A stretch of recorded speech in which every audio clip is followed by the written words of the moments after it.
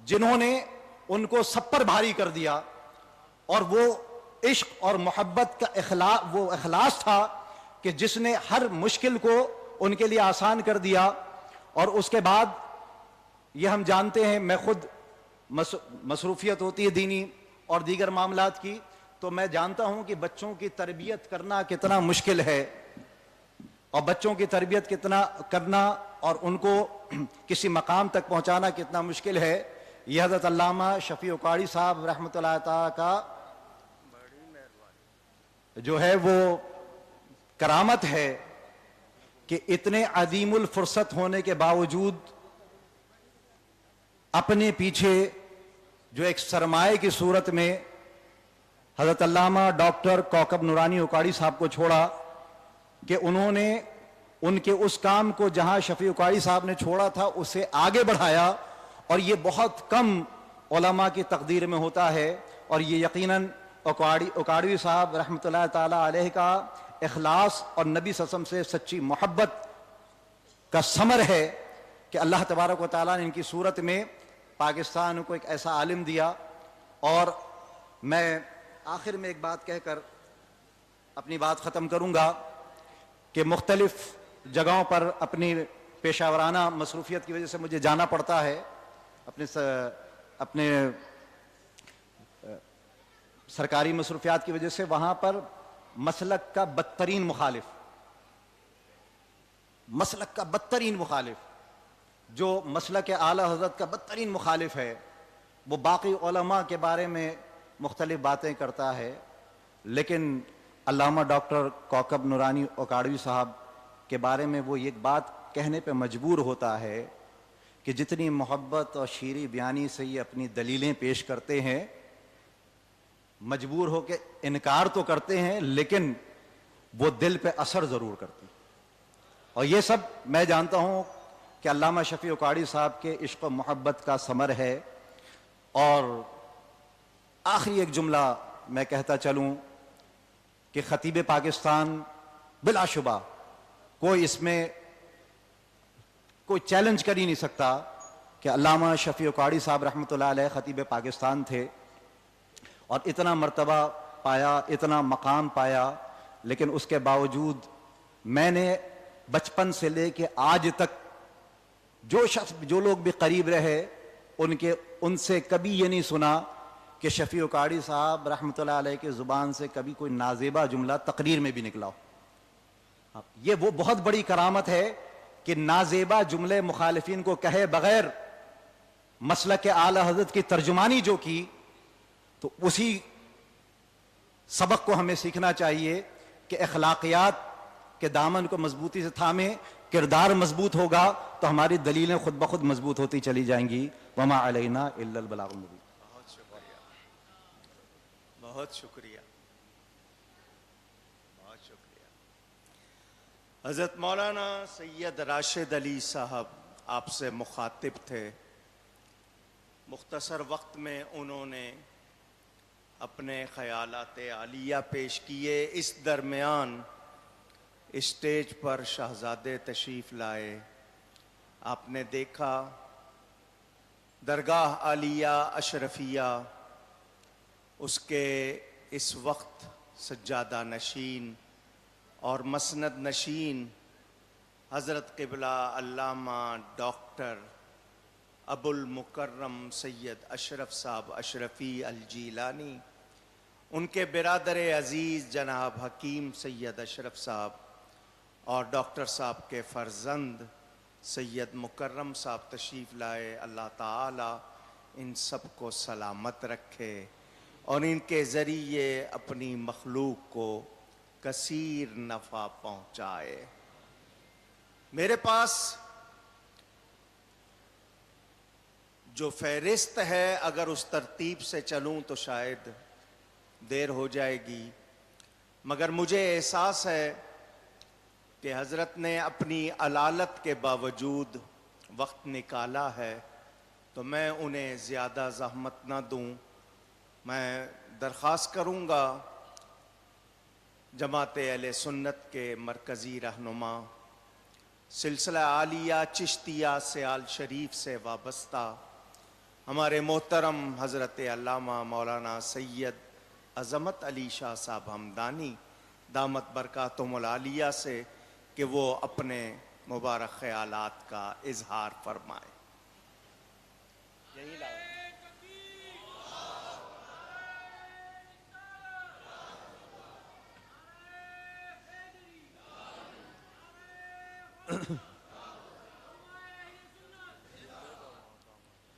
الحمد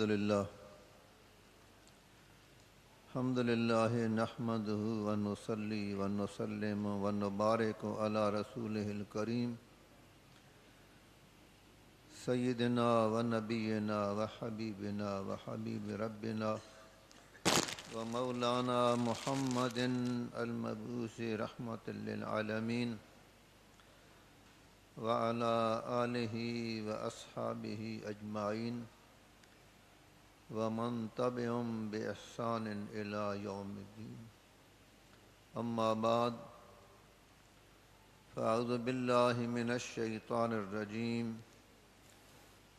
بسم الله الرحمن الرحيم ورفعنا لك ذكرك صدق الله مولانا العلي العظيم وبلغنا رسوله النبي الأمي الكريم ونحن على ذلك لمن الشاهدين والشاكرين والحمد لله رب العالمين۔ قابل احترام علماء کرام، مشائخ اعظام، معزز خوش نصیب حاضرین گرامی، اللہ تبارک و تعالیٰ کے فضل و کرم سے، اس کی لطف عنایت سے آج ہمیں اللہ رب العالمین کے عباد الصالحین، اس کے حبیب اکرم رسول اعظم صلی اللہ علیہ وآلہ وسلم کے عاشقین صادقین میں سے ایک عظیم شخصیت، محسن انسانیت، خطیب اعظم پاکستان حضرت علامہ مولانا محمد شفیع کاڑوی رحمۃ اللہ علیہ کے 33ویں عرس مبارک کی یہ تقریب سعید نصیب ہو رہی ہے۔ عرس پاک کی تقریب میں شرکت فی نفس ہی ایک بہت بڑی سعادت ہے، بہت برکتوں اور سعادتوں، فضیلتوں، عظمتوں والا عمل خیر ہے اور پھر سنت بھی ہے۔ اللہ رب العالمین کے حبیب اکرم رسول اعظم امام الانبیاء سیدنا محمد الرسول کی بھی سنت ہے اور آپ کے خلفاء راشدین کی بھی سنت ہے، اور اس بذات خود یہ لفظ جو ہے یہ بھی حدیث پاک کا ہے، اور اہل اللہ، اللہ کے محبوبین کے عرس میں سالانہ حاضر ہونا، ان کے مزارات کی حاضری دینا، سلام پیش کرنا، فاتحہ پڑھنا۔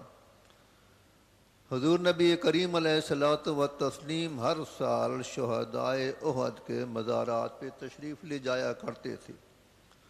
ان النبی صلی اللہ علیہ وآلہ وسلم کان یاتی قبور الشہداء بأحد علی راس کل حن فیقول سلام علیکم ما صبرتم فنعم عقبی الدار والخلفاء الراشدہ ہاکذا یفعلون۔ حضور نبی کریم علیہ السلام بھی تشریف لے جایا کرتے احد شریف شہدائے کرام کے مزارات پر، اور آپ کے بعد خلفائے راشدین بھی۔ تو یہ عمل سنت مصطفیٰ بھی ہے اور سنت خلفائے راشدین بھی۔ الحمدللہ ہمیں بھی سال بعد یہ سعادت نصیب ہوتی ہے کہ ہم خطیب اعظم پاکستان کے اس عرس میں شریک ہوتے ہیں، مزار پہ حاضری دیتے ہیں۔ لیکن خطابات تو یہاں آپ سن رہے ہیں. پہلی بات یہ ہے کہ یہ عرس ہی خطیب اعظم پاکستان کا ہے، اور عرس مبارک کی اس تقریب کے صدر بھی اور میر محفل وہ خود خطیب ملت ہیں، عالمی مبلغ اسلام. عرس مبارک میں کیسے کیسے خطبہ آتے ہیں، عالمی شخصیتیں. مفتی اعظم جنوبی افریقہ حضرت علامہ مفتی محمد اکبر ہزاروی دامت برکالیہ تشریف فرما ہیں. اشرفی فصاحت و بلاغت اور قافیہ بندی میں خطابت کے ماہر اشرفی چشم و چراغ، وہ بھی اپنے خطاب سے آپ کو معزز فرمائیں گے. جو خطابت سے بالکل ناآشنا ہے، بے بہرہ ہے، وہ آپ کے سامنے کیا عرض کرے گا. میں تو حضرت خطیب اعظم کے جانشین جگر گوشہ علامہ ڈاکٹر صاحبزادہ کوکب نورانی صاحب کی محبت و شفقت اور خود صاحب عرس کا تصرف اور توجہ، ان کی جو محبت تھی اور رفاقت تھی وہ کھینچ لاتی ہے. عرض یہ کر رہا تھا کہ سالانہ حاضری بھی بڑی سعادت کی بات ہے، لیکن میری گزارش یہ ہے کہ یہ عقیدت و محبت کا رشتہ جو ہے یہ سال بھر برقرار رہنا چاہیے، قائم رہنا چاہیے. اور اس کے لیے جو صورت ہے میری ناقص سمجھ میں کہ حضرت خطیب اعظم جو کچھ آپ کے پاس چھوڑ گئے ہیں، اپنا ذخیرہ، آپ کے مواعظ، آپ کی تقاریر، آپ کا اجتماعات جمعہ میں جو تفسیر قرآن کا سلسلہ تھا، 28 سال میں سورہ توبہ کی ابتدائی آیات تک پہنچایا تھا. یہ ساری چیزیں محفوظ ہیں ریکارڈ کی صورت میں. انہیں سن کر سال بھر ان کے ساتھ تعلق استوار رکھا جا سکتا ہے. اور اس کی دعوت جانشین خطیب اعظم کی جانب سے تھی، تو اس میں آخر میں انہوں نے یہی فرماتے ہیں کہ اس میں آپ کی شرکت جو ہے وہ حضرت مولانا قبلہ علیہ الرحمہ کے ساتھ اظہار عقیدت کے علاوہ تجدید عشق رسول اور تائید مسلک اہل سنت، یہی فرماتے ہیں. اب اس کے لیے یہ ہے کہ آپ کے خطابات ہیں، آپ کے مواعظ ہیں آڈیو ویڈیو کی صورت میں، یا آپ کی تصنیفات ہیں، ان کا مطالعہ جو ہے وہ ہمیں تجدید عشق، آپ کی کتابیں اور ان تمام میں خاص طور پہ جو ہے نا وہ ذکر جمیل، وہ اسم با مسمى ہے، صرف نام کا ذکر جمیل نہیں ہے. اس کے پڑھنے سے واقعی جیسے آپ نے خود فرمایا تھا نا کہ مجھے اللہ تبارک و تعالیٰ کے فضل و کرم سے امید کامل ہے کہ حضور صلی اللہ علیہ وآلہ وسلم کا کہ اس ذکر جمیل سے مومنوں کے دل نور ایمان و عرفان سے جگمگا اٹھیں گے اور ان کو اطمینان اور سرور نصیب ہوگا. آپ مطالعہ کر کے دیکھیں، اگر آپ کے دل غمگین ہیں، افسردگی چھائی ہوئی ہے، اور آپ ذکر جمیل کا مطالعہ کریں، دیکھیں آپ کے دلوں کو راحت، سرور، اطمینان، تسکین کیسے نصیب ہوتی ہے.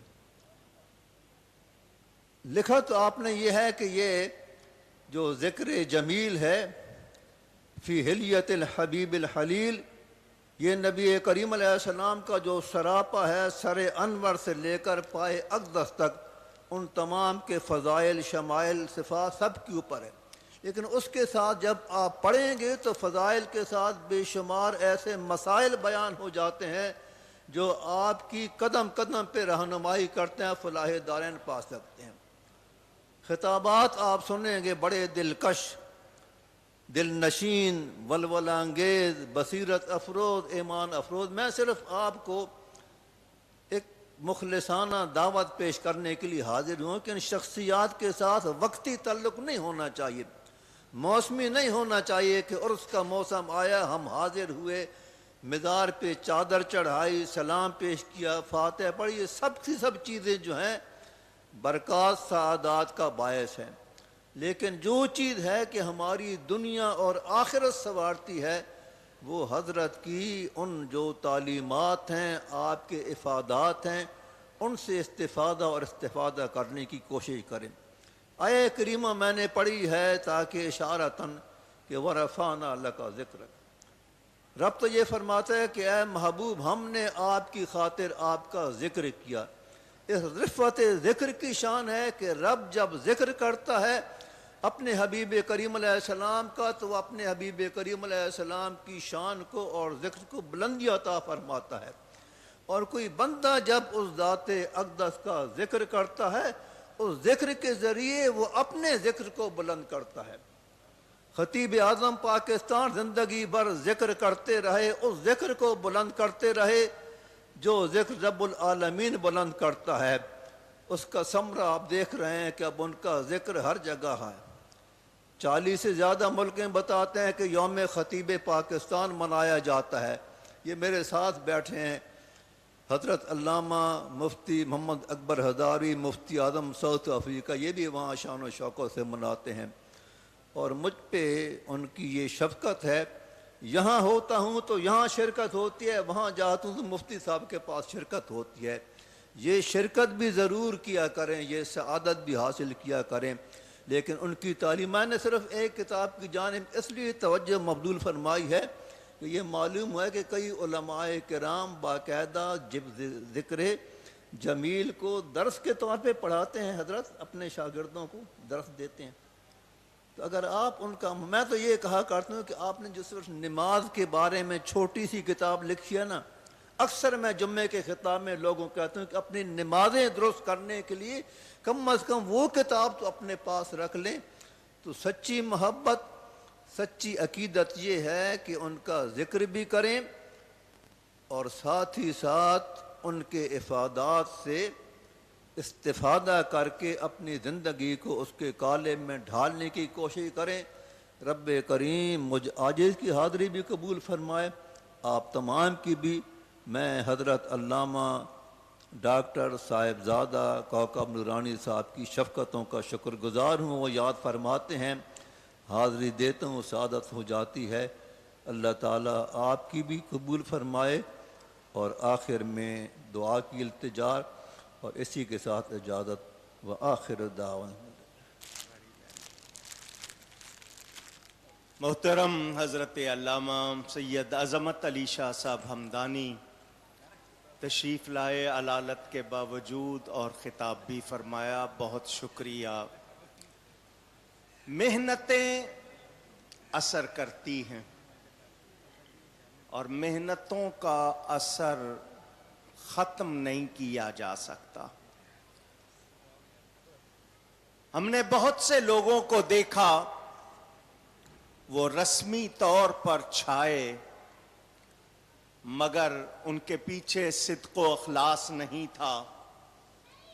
نتیجہ کیا نکلا کہ وہ نسیم منسیہ وقت کے ساتھ بلا دیے گئے۔ آج اہل سنت و جماعت کے وہ تمام لوگ جو علماء کو سنتے، ملتے رہے، پڑھتے رہے، جانتے ہیں کہ دلوں میں انہی کی یاد ہے جنہوں نے صدق و اخلاص کے ساتھ محنت کی۔ میں اس حوالے سے بہت تفصیل میں اگر جاؤں تو میری گفتگو طویل ہو جائے گی۔ پچھلے سال ہم محروم رہے تھے، اس سال حضرت قبلہ فاضل محترم علامہ ڈاکٹر سید اشرف صاحب اشرفی الجیلانی تشریف لائے ہیں، بہت شکریہ ان کا۔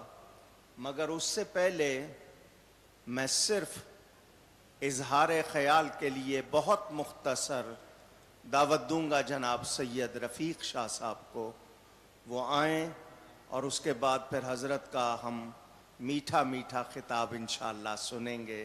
جناب رفیق اہل سنت سید رفیق شاہ صاحب۔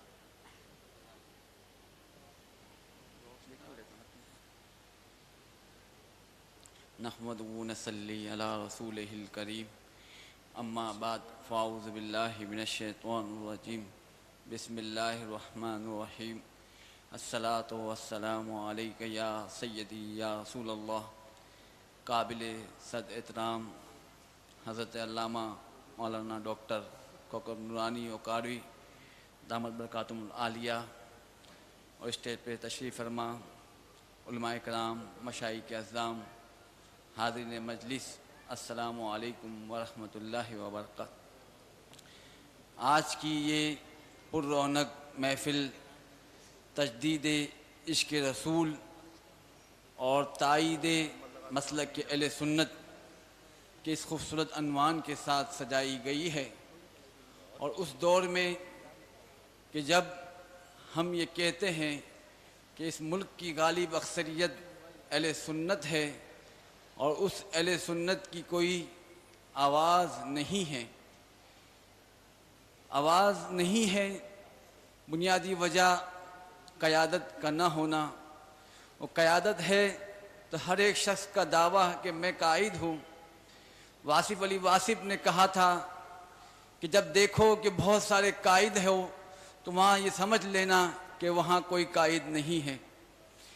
ہم یہ دیکھتے ہیں کہ قیام پاکستان کے ساتھ بھی مشکلات تھی، اور اغیار جو اپنے پنجے گاڑ چکا تھا، اور اس زمانے میں جب پاکستان کے مخالفین میں سے ایک شخص جو قائد اعظم کے قریب ہو گیا تھا، اور پھر اسے قیام پاکستان کے بعد VIP پروٹوکول دیا جانے لگا، اس شبیر عثمانی کا یہاں بیوروکریسی میں، حکومت میں ایک نام چلنے لگا تھا، اور اس کے بعد اس کے رفقا اس شہر پر، اس ملک پر اپنی